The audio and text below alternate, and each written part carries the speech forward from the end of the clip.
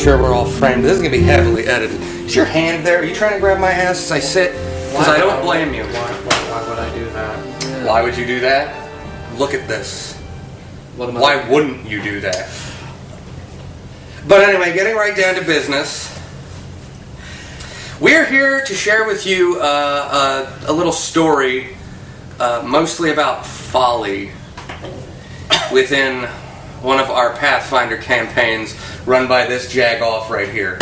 So why don't you go ahead and give the setup to this particular situation? Okay, the precursor to this, and it fell apart in the same place twice, because I ran two different groups through this. Talk a little louder.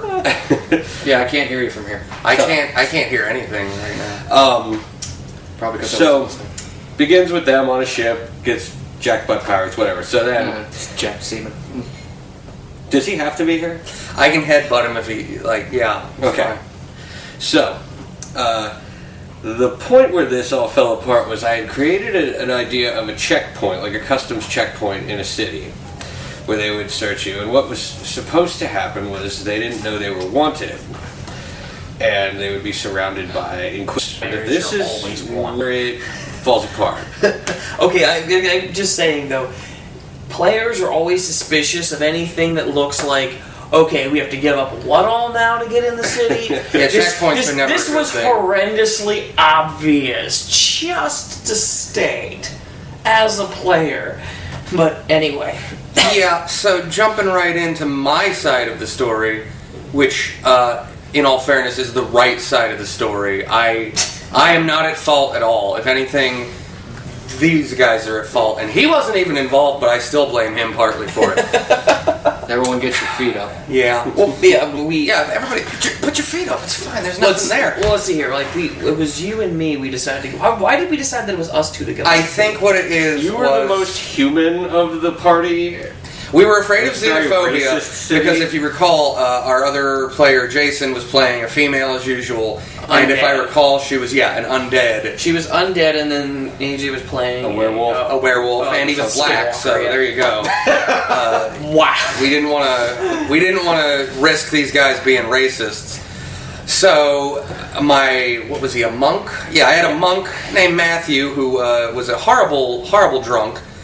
And then you were playing your elf, Kirill. Yes, I was playing Kirill. See, who is racist. Look, let me get to that. See, when this guy told me we were going to be playing I'm not racist. You're worried about AJ, but anyway. Hold on. I was worried about them worrying about it. Whenever you say he was a horrible drunk, does he mean that he was good drunk? He's good at being drunk. He did it often. Yeah. Also, he's a horrible person. But anyway, No, but he's a little bit of backstory on my character and the thought process that went into making him. My sister played a character that was not too dissimilar to this years ago, and that was some of the inspiration. But ultimately, what it came down to is when Preston here said he wanted to run a game. This was the first game that he and like two of the other players had ever been in. So it was out of the five of us. Me and Preston here were the only ones who had any gaming experience at all. That's true. And when he told me what the other players were all playing, like, the one guy's playing an undead, the other one's playing a skinwalker werewolf, and I'm just like, okay, everybody's playing the weird things, and that's one of those things that you do when you're younger, when you're kids, and you're like, oh, my character is a half demon, half vampire, half werewolf. I'm a ninja werewolf dirty. vampirate. Yeah, pretty much. Or as I used to call them, I'm a Super Saiyan.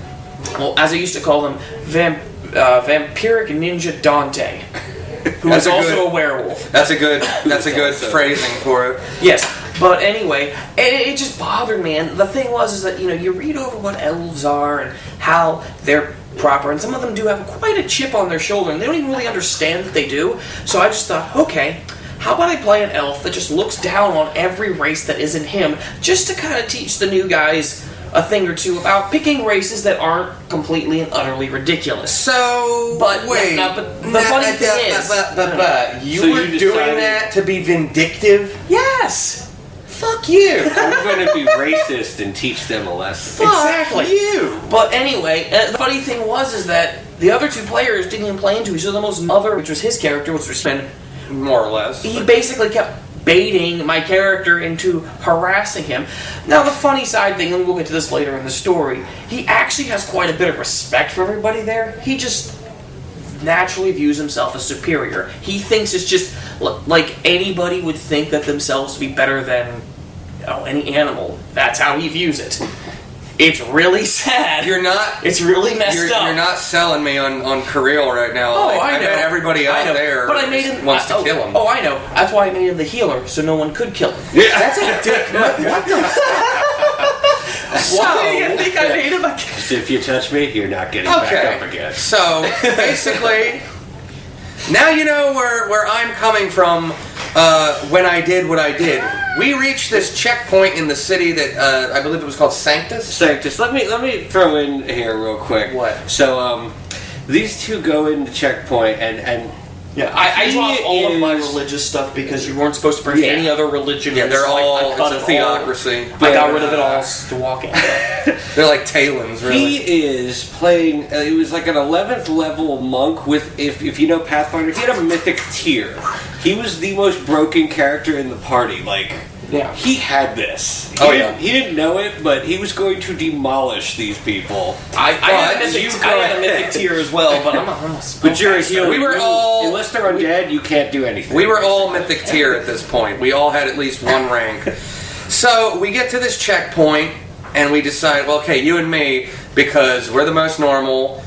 You're like a cleric, or nobody's gonna see you threat or as evil. And if worse comes to worse, I could probably fight my way out or do the thing that I did, which I'll get to. We get to this checkpoint, and oh, Jesus Christ, this Inquisitor basically talks to us for a second, and then he's like whispering to somebody else. He walks off. About a minute later, this Jagoff tells us, yeah, you see about 20 other Inquisitors coming towards you, and then there's this one huge paladin in the front, and he looks at us and goes, well, a couple of wanted heathens. What? And shows us our wanted posters. Insane bounty, considering we haven't done anything to piss off anyone. We've never been to the city before. We haven't been to Sanctus. So I see 20 Inquisitors, and unfortunately, this was only like the second campaign I'd ever played. So I panicked. I allowed myself to break character. Justifiably so, but it still would have made more sense if I had just been like, you know what? Started beating the shit out of everybody. Instead, I elected to use an ability I had picked up somewhere, I think at 10th level. It was, I'm pretty sure it was a mythic ability. It's like Face Step, kind of. I can basically teleport to any place nearby that I can clearly like 30 see. feet. It or was something. Goku's instant transmission. Basically. Yeah, it didn't take him far, but it was just out of sight. So I look at Kirill, through the wall. and it's like, thinking back to all the things he said to me. That's and not done what to this me. was. You were thinking of it. You were just like, gotta get out. Because my immediate first thought is he's putting us in an unfair situation. He can take and make the other guys bust us out, and I'm not going to let this fucking DM do this to us. Sorry, Kirill, bye. And I teleported to the top of the wall. So out they he goes. beat the shit out of you. It was a circle What did you stop. do when you were surrounded by 10 Inquisitors? What I did the only thing I'm so ashamed. I did the only thing a cleric could do who did not have his weapons, did not have his holy symbol, because again, I had to leave all that stuff outside because I didn't want to cause any trouble. He left the nerd by himself. I dropped to the knee. I think I had him like drop to the knees, hands behind the head, and they still circle stomped him anyway. Oh, God. Because, Police brutality. elf lives matter. This party had Hands up, don't just before this incident demolished Wands up, an don't entire cast. Wands coterie up, of don't cast. vampires. Oh, yeah. And when I say demolished, I was like, wow, I should have made this harder. If I'd had But he's like, oh, I don't have 30 it. I don't feet got between these myself and them, if I'd have had that distance, I'd have lit them up.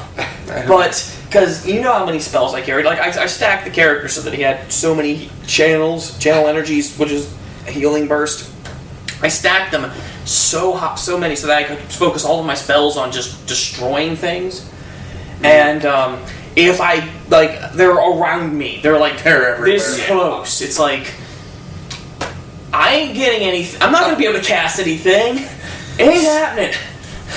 So yeah, Sure wish they took you into custody, beat the crap out of you, and lo and behold, he tells us later, even if you had gotten in the fight and it started to go badly, there's an underground resistance in this city that are trying to basically the theocracy.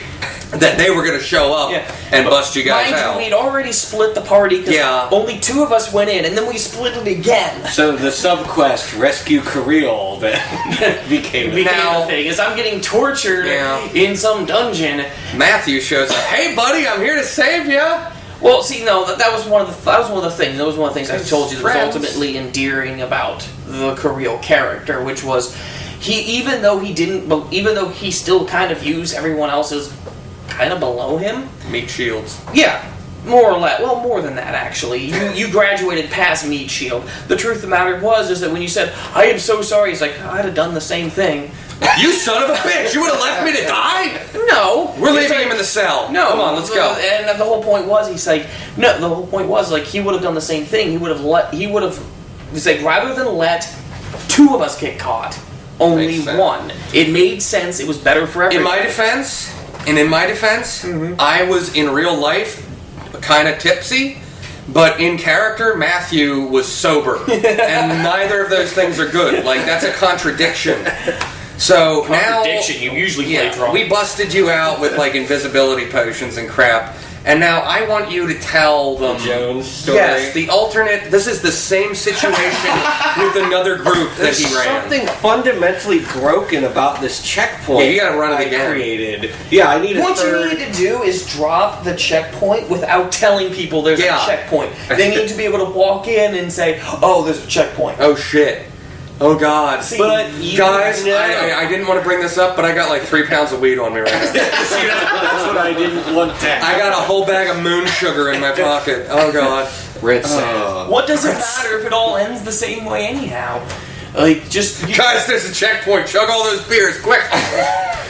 Here's your problem. You didn't have a certain half-orc character. Oh, God. Barbarian with you. That's why you guys kept I'm fighting. pretty sure that just made everything worse, you know? Yeah, just- see, what is funny about that is if there was another one there and I did my little teleport thing and then he started fighting, Matthew would have looked down and been like, shit, why didn't I just do that? I'm back in. I'm back But in again, on my this. character couldn't have done anything. He didn't have any of his holy symbols or weapons or nothing. It was Like, Why drunk- you put it in your back pocket? Drunk They me were patting with us sober down. character, bad Shove it idea. up your ass? But That's not that thing. I would have made him take a whole action to get it out, oh, though, you he know. keistered it. Yeah. Here's what you do. Shove it into the ground and drops it. Anyway, Mario butt bounce that thing.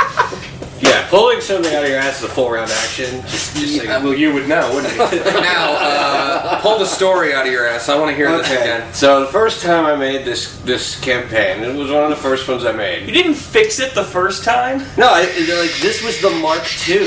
It was so much better. Shut up. And we're gonna edit out everything he says. Yeah, I'm gonna blur his face and everything. It's just pixelated. I would expect nothing less. It's gonna look like the an camera's episode gonna of crack Cop. any You could always second. make it, he's got a giant schlong and like put like a single blurred line. I'm gonna edit you out. What the fuck?